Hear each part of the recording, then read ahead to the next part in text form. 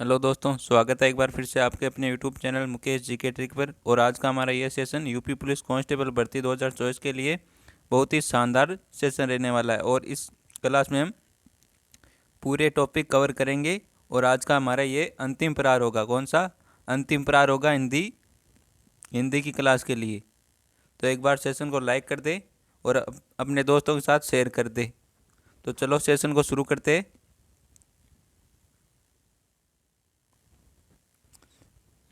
पहला पहला क्वेश्चन आपके सामने, निम्न निम्न में पुल्लिंग बताए तो इनमें से कौन सा शब्द पुल्लिंग शब्द है? ऑप्शन है गेहूँ, सरसों, सारस और मूंग। तो इनमें से कौन सा राइट आंसर हो जाएगा? तो एक बार सभी आंसर करेंगे और इसका सी आंसर बिल्कुल राइट आंसर हो जाएगा। सारस सारस एक पुल्लिंग शब्द है, तो इसका सी आंसर बिल्कुल राइट आंसर हो जाएगा।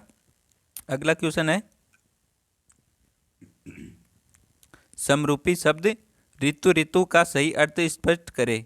तो इनमें से कौन सा आंसर राइट हो जाएगा? ऑप्शन है वर्षा मौसम, सत्य मौसम, रात्रि मौसम, दिन मौसम। तो ऋतु ऋतु का अर्थ बताना आपको। इन दोनों ऋतुओं का अर्थ अलग अलग होता है और वो कौन सा अर्थ होता है ये बताना आपको। तो इसका आंसर क्या हो जाएगा?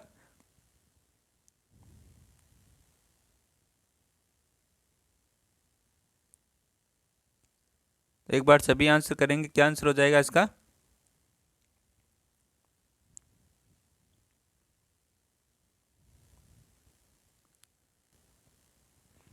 तो इसका आंसर क्या हो जाएगा?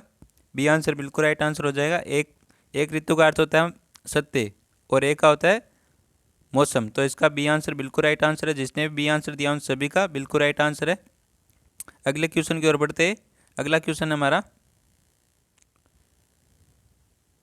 अगला क्वेश्चन है, निम्न वाक्यों में शुद्ध वाक्य है। तो इनमें से कौन सा वाक्य शुद्ध है?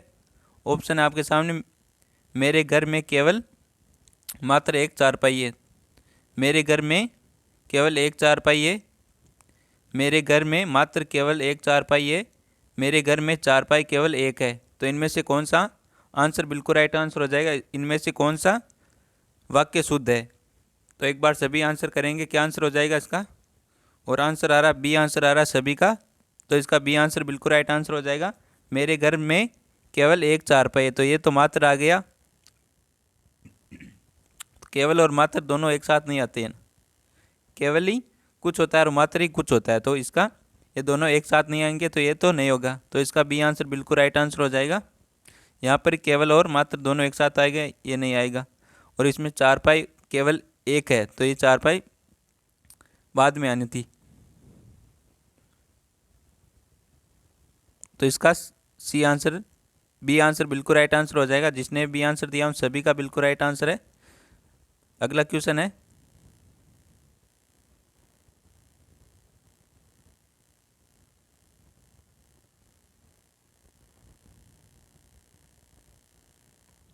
अगला क्वेश्चन है, सम्मुख का विलोम शब्द है। तो सम्मुख का विलोम शब्द क्या होता है? सम्मुख का विलोम शब्द होता है विमुख। क्या होता है? विमुख होता है। तो इसका बी आंसर बिल्कुल राइट आंसर हो जाएगा। एक बार लाइक करो सभी सेशन को और अपने दोस्तों के साथ शेयर करो सेशन को सभी।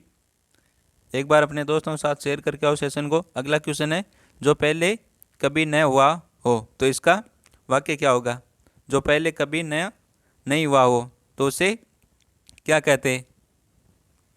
तो अद्भुत तो होता है, अचानक होता है ना वो। अपूर्ण जो अधूरा होता है, हो तो चुका है पर अधूरा होता है, फिर अधूरा होता है। अनुपम और अभूतपूर्व है, तो जो पहले कभी नहीं हुआ हो। तो इसका बी आंसर बिल्कुल राइट आंसर हो जाएगा। इसका बी आंसर बिल्कुल राइट आंसर है। तो बी आंसर बिल्कुल राइट आंसर हो जाएगा इसका। अगला क्वेश्चन है, अगला क्वेश्चन है, उसने कहा कि मैं घर जाऊंगा। तो उसने कहा कि मैं घर जाऊंगा जाऊंगा ये कौन सा वाक्य है? तो ऑप्शन है सरल वाक्य, मिश्र वाक्य, संयुक्त वाक्य, प्रश्नवाचक वाक्य। तो प्रश्नवाचक तो नहीं होगा। उसने कहा कि मैं घर जाऊंगा, तो इनमें से कौन सा आंसर राइट हो जाएगा? तो इसका बी आंसर बिल्कुल राइट आंसर हो जाएगा। इसका बी आंसर बिल्कुल राइट आंसर हो जाएगा। उसने कहा कि मैं घर जाऊंगा ये कौन सा वाक्य है?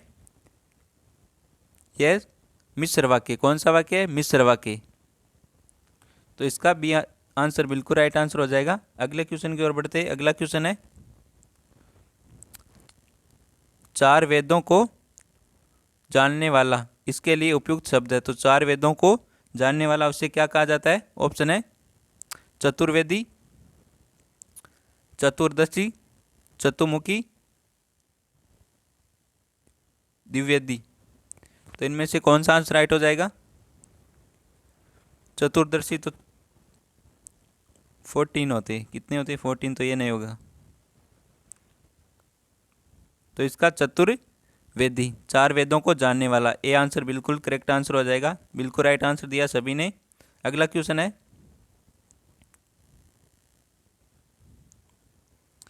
समरूपी शब्द अवधि अवधि का सही अर्थ है। तो ये समरूपी शब्द है, इनके अर्थ सही सही बताना आपको। तो ऑप्शन हो जाएगा इसका समय, अवध की भाषा, समय, चाल। अवध की भाषा, समय, समय और विराम। तो अवधि अवधि, तो इसका आंसर क्या हो जाएगा? एक का तो अवधि अवधि यानी एक तो समय होता है और दूसरा क्या होता है? एक अवध की भाषा है। तो इसका ए आंसर बिल्कुल राइट आंसर हो जाएगा। एक का समय हो जाएगा और एक अवध की भाषा अवधि। तो इसका ए आंसर बिल्कुल राइट आंसर दिया सभी ने बिल्कुल राइट करेक्ट आंसर दिया इसका। अगला क्वेश्चन है आपके सामने, तुम्हारे आने से मेरा मन गदगद हो गया, वाक्य का शुद्ध रूप है। तो तुम्हारे आने से मेरा मन गदगद हो गया, बहुत ही शानदार क्वेश्चन है, लाजवाब क्वेश्चन है। तो इसका शुद्ध वाक्य रूप है। तो इसका शुद्ध वाक्य रूप करना है आपको। तो ऑप्शन है तुम्हारे आने से मेरा मन गदगद हुआ, तुम्हारे आने से मैं गदगद हो गया, तुम्हारे आने से मैं मन से गदगद हो गया, तुम्हारे आने पर मैं मन से गदगद हो गया। तो इनमें से कौन सा शुद्ध वाक्य है ये बताना आपको। एक बार सभी आंसर करेंगे, क्या आंसर हो जाएगा इसका? तो जितने भी आंसर दिया उन सभी का बिल्कुल राइट आंसर हो जाएगा। तुम्हारे आने से मैं गदगद हो गया, मन गदगद थोड़ी होता, खुद होते। तो तुम्हारे आने से मैं गदगद हो गया, तो इसका बी आंसर बिल्कुल राइट आंसर हो जाएगा। अगला क्वेश्चन है, नमक का दरोगा प्रसिद्ध कहानी के कहानीकार कौन है? बहुत ही शानदार क्वेश्चन है। नमक का दरोगा इस कहानी के कहानीकार कौन है? तो इसके कौन है? मुंशी प्रेमचंद। बी आंसर बिल्कुल करेक्ट आंसर हो जाएगा इसका। अगला क्वेश्चन है अंधेरी नगरी नाटक है। तो ये अंधेरी नगरी नाटक ये किसका नाटक है? ये किसका है? भारतेंदु हरिश्चंद्र का। किसका है? भारतेंदु हरिश्चंद्र का। इसका ए आंसर बिल्कुल करेक्ट आंसर हो जाएगा। जिसने भी ए आंसर दिया उन सभी का बिल्कुल राइट आंसर है। अंधेरी नगरी नाटक किसका है? भारतेंदु हरिश्चंद्र का है। अगला क्वेश्चन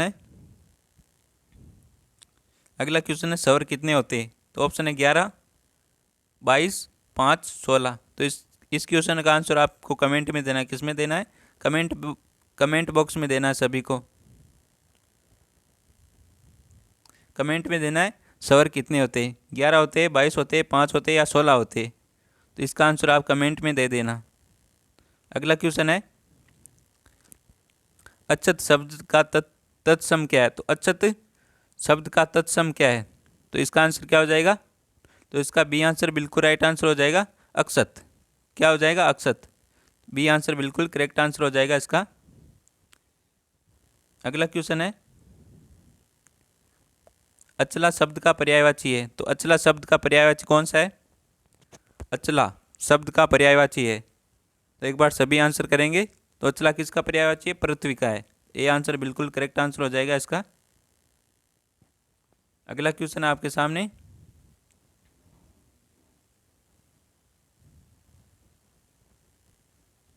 तो अगला क्वेश्चन है, विराट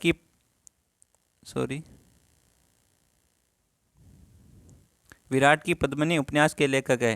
तो विराटा की पद्मिनी उपन्यास के लेखक कौन है? बालकृष्ण भट्ट, वरंदालाल वर्मा, बालकृष्ण दास, देवकीनंदन खत्री। तो इनमें से कौन सा आंसर राइट हो जाएगा? विराटा की पद्मिनी उपन्यास के लेखक कौन है? तो कौन है? वृंदालाल वर्मा। तो इसका बी आंसर बिल्कुल करेक्ट आंसर हो जाएगा। अगला क्वेश्चन है, अगला क्वेश्चन हिंदी भाषा में पहला ज्ञानपीठ पुरस्कार कब दिया गया? तो ये पूछा है हिंदी भाषा में पहला ज्ञानपीठ पुरस्कार कब दिया गया है? तो ऑप्शन है 1964 में, 1968 में, 1968 में, 1970 में। तो 1968 दो आ गए यहाँ पर, कोई बात नहीं। तो इसका आंसर क्या हो जाएगा?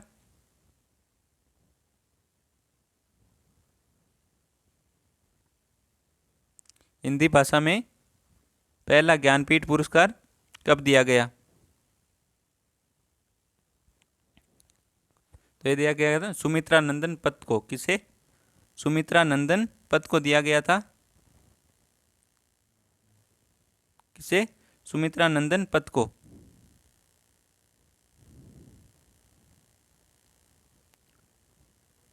सुमित्रा नंदन पत को दिया गया था। उनकी कीर्ति थी, एक कीर्ति थी चिदंबर। किसके लिए? चिदंबर के लिए दिया गया था। ये कब दिया गया था? 1968 को। किसे? सुमित्रा नंदन पत को।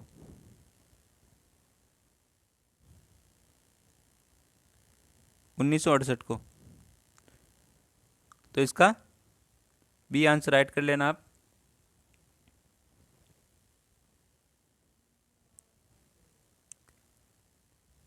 बी। चलो, किसे दिया गया था? सुमित्रा नंदन पत को। कब? 1968 को। तो किसके लिए दिया गया था? कीर्ति चिदंबर के लिए।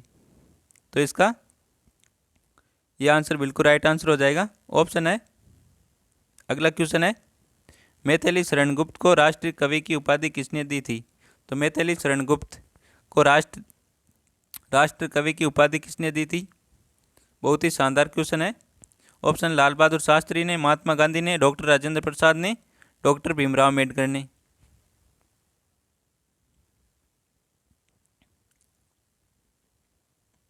तो किसे दी गई थी? मैथिली शरण गुप्त को राष्ट्र कवि की उपाधि किसने दी थी? तो ये दी थी महात्मा गांधी ने। किसने दी थी? महात्मा गांधी ने। बी आंसर बिल्कुल राइट आंसर हो जाएगा इसका। अगला क्वेश्चन है, जटिल का विलोम शब्द है। तो जटिल का विलोम शब्द क्या है? सहज, अजटिल, कुटिल, सरल। तो जटिल का अर्थ क्या होता है? उलझा हुआ। कहता ना ये जटिल काम है, इतना सरल काम नहीं है। तो इसका आंसर क्या हो जाएगा? इसका आंसर डी आंसर, सरल। जटिल का विलोम क्या होता है? सरल होता है। डी आंसर बिल्कुल करेक्ट आंसर आया है यहाँ पर। अगला क्वेश्चन है, कन्या का अनेकार्थी शब्द नहीं है। तो कन्या का अनेकार्थी शब्द नहीं है। ऑप्शन है कुमारी, लड़की, लड़का, सरल। तो लड़का एक कन्या थोड़ी होती है। सी आंसर बिल्कुल करेक्ट आंसर हो जाएगा। अगला क्वेश्चन है,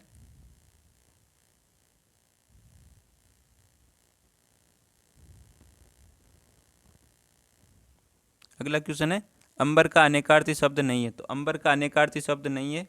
ऑप्शन आकाश, वस्त्र, बादल। तो अंबर का अनेकार्थी शब्द नहीं है। पाताल। तो पाताल अंबर ऊपर थोड़ी होता है, नीचे होता है पाताल। तो इसका बी आंसर बिल्कुल करेक्ट आंसर हो जाएगा। अंबर का अनेकार्थी शब्द नहीं है, तो पाताल हो जाएगा इसका आंसर राइट। अगला क्वेश्चन है, निजवाचक सर्वनाम है हम, सभी, वो, स्वयं। तो निजवाचक सर्वनाम कौन सा इनमें से? तो इनमें से स्वयं निजवाचक सर्वनाम है। निज खुद का, निज यानी खुद का, यानी स्वयं का। तो इसका डी आंसर बिल्कुल करेक्ट आंसर हो जाएगा। सभी ने बिल्कुल राइट आंसर दिया। निज से खुद, स्वयं याद रख लेना आप, निजवाचक।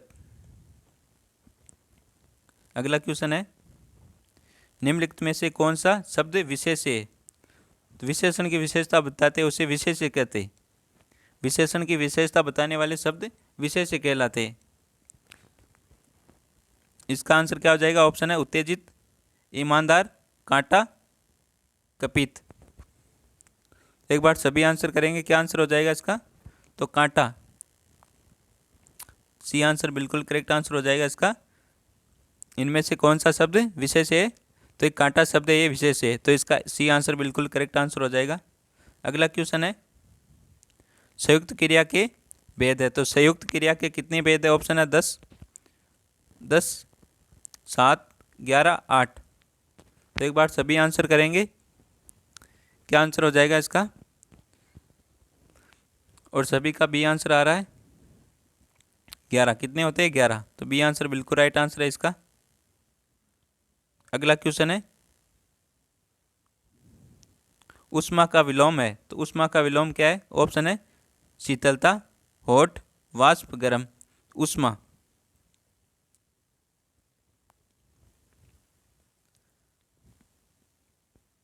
ऊष्मा गर्म होती है ना, ऊष्मा का गर्म नहीं होगा, हॉट, और वाष्प भी नहीं होगा। वाष्प ऊष्मा ही तो होती है, तो शीतलता होती है इसकी। ये आंसर बिल्कुल करेक्ट आंसर हो जाएगा। ऊष्मा गर्म होती है तो गर्म का शीतल, शीतल यानी ठंडा, तो इसका ये आंसर बिल्कुल करेक्ट आंसर हो जाएगा। अगला क्वेश्चन है सुंदर का विलोम शब्द है कुरूप, मोहक, सुरूप या लघिम। तो सुंदर का विलोम शब्द क्या होता है? सुंदर का विलोम शब्द होता है कुरूप। ये आंसर बिल्कुल करेक्ट आंसर है इसका। अगला क्वेश्चन है अक्ष का अनेकार्थी शब्द नहीं है। तो अक्ष का अनेकार्थी शब्द नहीं है रथ, दूरी, शिविर, आँख। अक्ष का अनेकार्थी शब्द नहीं है, तो शिविर ये अक्ष का अनेकार्थी शब्द नहीं है। सी आंसर बिल्कुल करेक्ट आंसर हो जाएगा इसका। अगला क्वेश्चन है पिटारा का तत्सम शब्द है। तो पिटारा का तत्सम कौन सा है? ऑप्शन है पिटक, पिटक, पिटारी, पिटार। पिटारा का तत्सम शब्द है कौन सा हो जाएगा? पिटक। ये आंसर बिल्कुल करेक्ट आंसर है इसका। अगला क्वेश्चन है निम्न में से कौन आँख का पर्यायवाची शब्द नहीं है? तो आँख का पर्यायवाची शब्द नहीं है। ऑप्शन नयन, नयन, नेत्र, दृष्टि, अस्त। आँख का पर्यायवाची शब्द नहीं है। सभी का बिल्कुल राइट आंसर आना चाहिए, और सभी का बिल्कुल राइट आंसर आ रहा है। आँख को नेत्र कहते हैं, नेत्र भी कहते हैं, नयन भी कहते हैं, और दृष्टि आँख से ही तो देखी जाती है ना, दृष्टि तो अस्त हो जाएगा इसका। डी आंसर बिल्कुल राइट आंसर। अगला क्वेश्चन है निम्न में से गणेश का पर्यायवाची शब्द नहीं है। तो ऑप्शन है गजानन, विनायक, कलानिधि, गणपति। तो गणेश का पर्यायवाची शब्द नहीं है, तो सी आंसर बिल्कुल करेक्ट आंसर आ रहा है कलानिधि। तो ये गणेश जी का पर्यायवाची शब्द नहीं होता है। अगला क्वेश्चन है उत्तेजित शब्द में उपसर्ग है। उत्तेजित शब्द में कौन सा उपसर्ग है?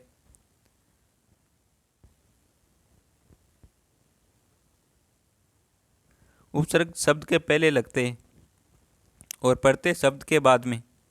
तो इसका आंसर क्या हो जाएगा? उत्तेजित में कौन सा उपसर्ग है? उत्तेजित में उद, उद प्लस तेजित। तो डी आंसर बिल्कुल राइट आंसर हो जाएगा इसका। अगला क्वेश्चन है लोकायत शब्द में पढ़ते हैं। तो लोकायत शब्द में कौन सा पढ़ते हैं? तो इसमें है आयत पढ़ते। कौन सा? आयत। डी आंसर इसका भी बिल्कुल राइट आंसर है। अगला क्वेश्चन है धावक में कौन सी संधि है? तो धावक में कौन सी संधि है? ऑप्शन है यण संधि, वर्धी संधि, अयादि संधि, गुण संधि। धावक,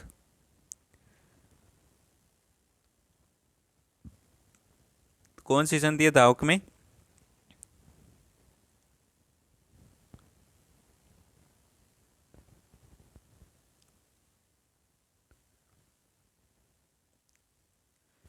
तो इसमें कौन सी संधि है? अयादि संधि। अयादि संधि जैसे पवन में भी अयादि संधि होती है, और पावन में भी अयादि संधि होती है।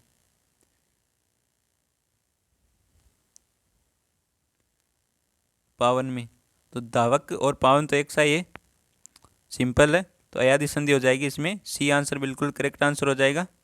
अगला क्वेश्चन है, अगला क्वेश्चन निम्न में से वाक्य का शुद्ध रूप है, तो इनमें से कौन सा वाक्य शुद्ध है ये बताना आपको। तो ऑप्शन है, अधिकतर लोगों का यही विचार है, अधिकांश लोगों का यही विचार है, अधिकतर लोगों का विचार यही है, अधिकांश लोगों का विचार यही है। तो इनमें से कौन सा शुद्ध वाक्य ये बताना आपको। तो इसका आंसर क्या हो जाएगा, अधिकतर लोगों का यही विचार है। ए आंसर बिल्कुल राइट आंसर हो जाएगा इसका। अगला क्वेश्चन है,